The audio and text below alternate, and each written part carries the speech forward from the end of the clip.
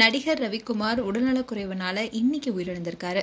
இவர் கே. பாலச்சந்தருடைய பகலில் ஒரு இரவு போன்ற படங்களை நடித்து பிரபலமானவர். இவர் சித்தி, வாணிராணி போன்ற பல சீரியலும் நடித்திருக்காரு. உடல்நலக்குறைவால சென்னை வேளச்சேரி தனியார் மருத்துவமனையில அனுமதிக்கப்பட்டு சிகிச்சை பலனளிக்காம உயிரிழந்திருக்காரு.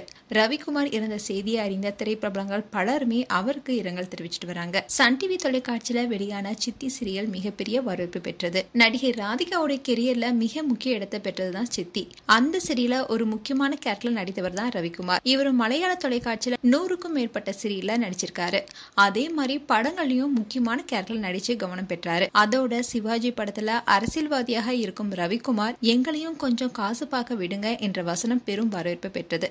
அதே மாதிரி ரமணா, மாறன், விசில், மலபார் போலீஸ் போன்ற படங்களை அவர் நடிச்சிருக்காரு. இவர் 2022ல வெளியான ஆர்ஜி பாலாஜியோடைய வீட்ல விசேஷங்கள் படத்துல தான் ரவிக்குமார் தமிழ்ல கடைசியா நடித்த திரைப்படம். சினிமாவை தொடர்ந்து இவர் பல சீரியல்களும் நடித்து பிரபலமானாரு. கே. பாலச்சந்தர் இயக்கிய மரபு கவிதைகள் தொலைக்காட்சி தொடர்ல நடித்து சின்ன திரையிலும் புகழ் பெற்றாரு.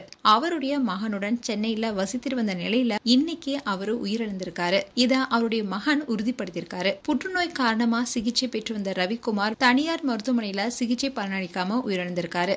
இவருடைய உடல் வலசரவாக்கத்துல இருக்கிற அவருடைய வீட்டுல அஞ்சலிக்காக வைக்கப்பட்டிருக்கு. மேலும் இவருக்கு நாளைக்கு இறுதி சடங்குகள் நடைபெறும்னு சொல்லப்படுது. அந்நடிகர் ரவிக்குமார் குறித்து உங்களுடைய கருத்துக்களை கமெண்ட் செக்ஷன்ல சொல்லுங்க. இது போன்ற வீடியோஸை பார்க்க நியூஸ் தமிழ் கிளிட்ஸ் சேனலை சப்ஸ்கிரைப் பண்ணுங்க. மறக்காம நோட்டிபிகேஷன் பட்டனை கிளிக் பண்ணுங்க.